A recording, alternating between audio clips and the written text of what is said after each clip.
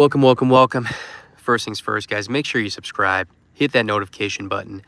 As of right now, I'm trying to, as you can probably tell, I'm not really on YouTube all that much nowadays. What I'm trying to do is I'm trying to get the community who's interested in the content off YouTube and direct them towards my Discord server as a landing spot.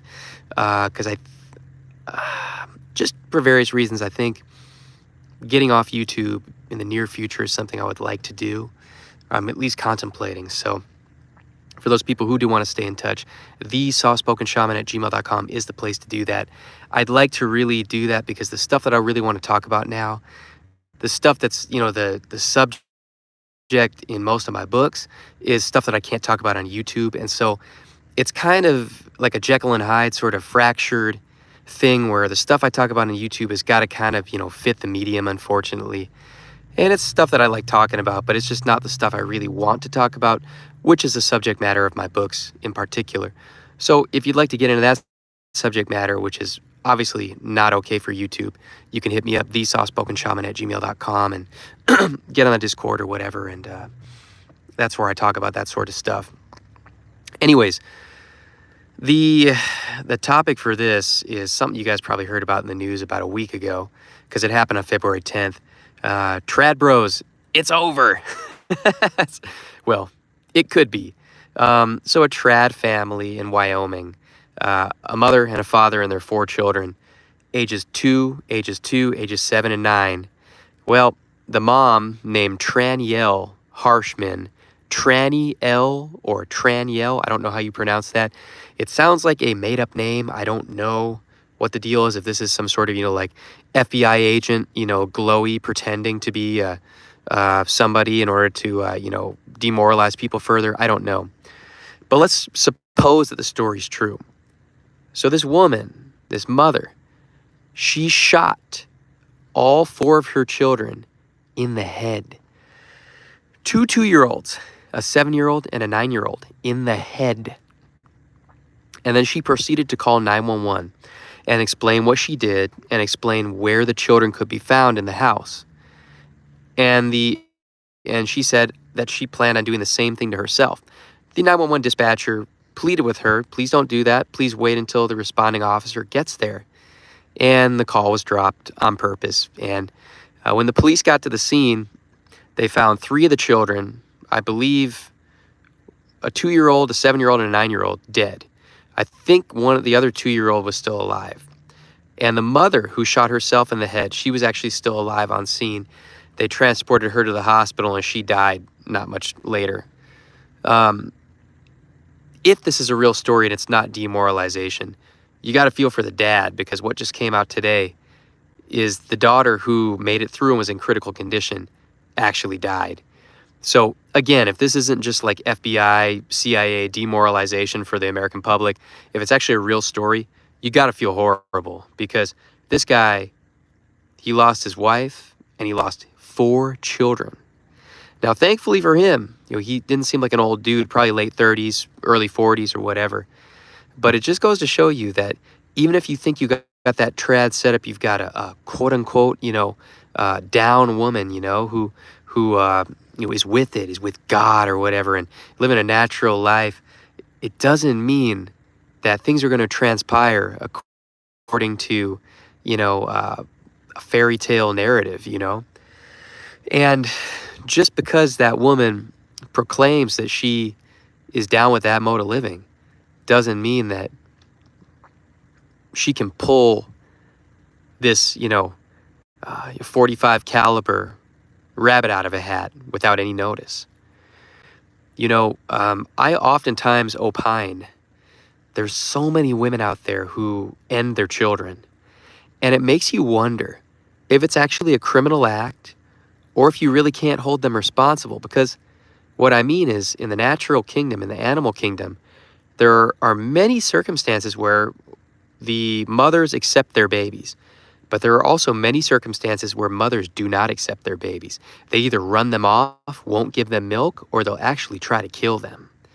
This is redolent and prevalent in the animal kingdom. It's something nobody talks about, except for maybe some zoologists or whatever.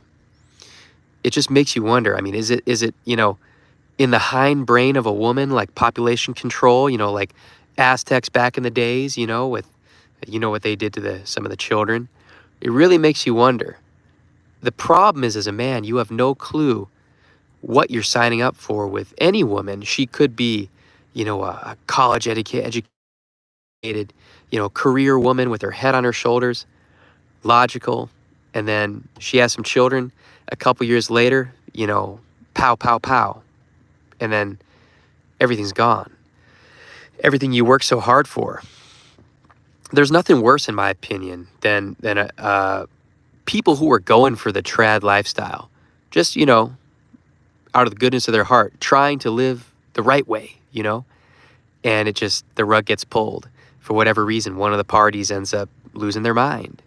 You know, People who don't go down that path, who don't live the trad lifestyle, they see the writing on the wall. I mean, they see what it is, but you still have to have some respect for people who do try to go for it, because some people do make it work. But there's a hell of a lot of people who, unfortunately, it ends in tattered ruins. And again, I mean, you don't know if this is real or if it's another demoralization scheme. You know how it is in late stage capitalism, late stage America. We're 1 year away from our 250th birthday. Everybody knows democracies, republics, whatever you want to call them, their shelf limit is usually 250 years. The writing's on the wall. You don't know how much more demoralization is necessary. I think the job's already been done. If you listen to Yuri Brezmenov, he tells you himself, demoralization, you don't need too much of it. It's a very limited time where you need to demoralize before the next stage can then be carried out. So I don't really know if this is demoralization campaign or if it's actually something that really happened. So I'm just going to assume it's something that really happened in reality.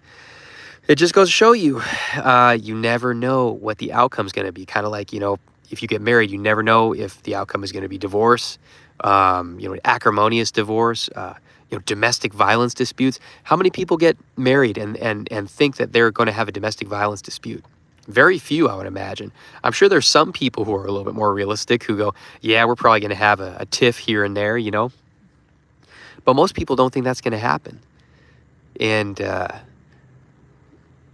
man, I mean, I can't, getting married or getting divorced or having a spouse say, I no longer love you anymore, whatever, that's got to suck. But it's even worse when they don't divorce you, they just cap your children. Can you imagine that? What that would feel like? Like the woman that you slept with, that you put your dang-a-lang in, that you expelled your precious nectar in to create those children. And then she carried those babies for 9 months each. And then she just capped them. I mean, just think about a sunk cost fallacy. That's a sunk cost fallacy for the ages.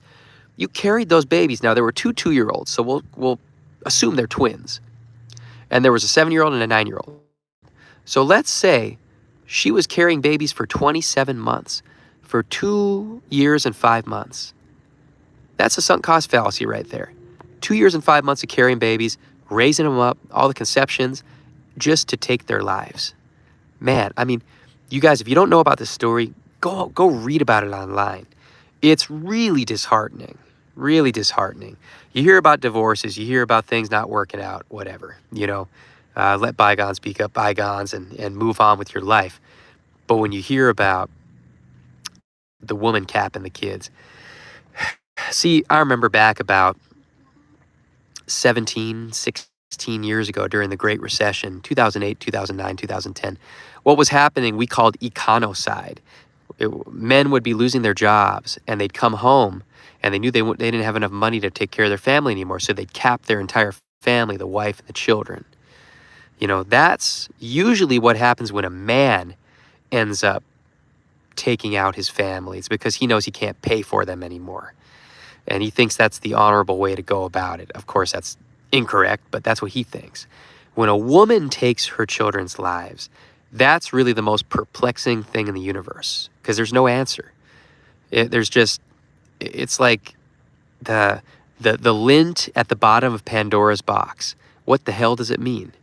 When my goats have babies and the mother decides not to take care of them or is has animosity towards them. I'm like, man, what is this mechanism? Why is this built into this animal to act this way? When the previous year she was caring for her babies in a loving manner, she was licking them and grooming them and letting them latch on to the teat for milk. Just why? It's perplexing. None of us know why. And it seems so random. It seems so stochastic, to put it in statistical terms. Just it's a draw of sticks. Just totally random. And that's what it seems like. But this story, I report on stories all the time about female teachers doing horrible things, abusing their male students or whatever. But this is the creme de la creme of dastardly deeds. I wonder, if you could revive her from the dead and ask her, "Hey, ma'am, do you hate your husband, or are you capping your children because of some defect with you? Is this some weird way at getting back at your husband for knocking you up and taking away your vitality and your youth, perhaps?" That's one line of thinking. Another line of thinking is that it's just completely random. There's no rhyme or reason to it. And obviously, I think that's the even scarier explanation, is that there's no rhyme or reason to it. And oftentimes, I think the woman can't even tell you. For those of you who are born in Chicagoland, like myself, you probably remember Andrea Yates from the 1990s. Andrea Yates, she drowned her children in a bathtub. And I don't know if Andrea Yates is still alive, if she probably went to prison for life. One would just want to ask her, why? Why did you do that? Sudden or shaken baby syndrome, sudden infant death, women who have gone to prison for literally shaking their babies until they expire. Is it the desire to be a mother, but then they're met with the responsibility of being a mother, and it's just too much? Or is it totally inscrutable? I think, again, to say it again, the scarier thing is that the woman doesn't even know why she did it. She just does it, and the law doesn't know how to accommodate this. Again, this was probably the reason why sometimes women get lighter sentences, because nature has embedded potential cruelty into the XX chromosomes. And it doesn't always manifest in every woman, of course, but nature has embedded the potential for inhumane cruelty as a potential in women.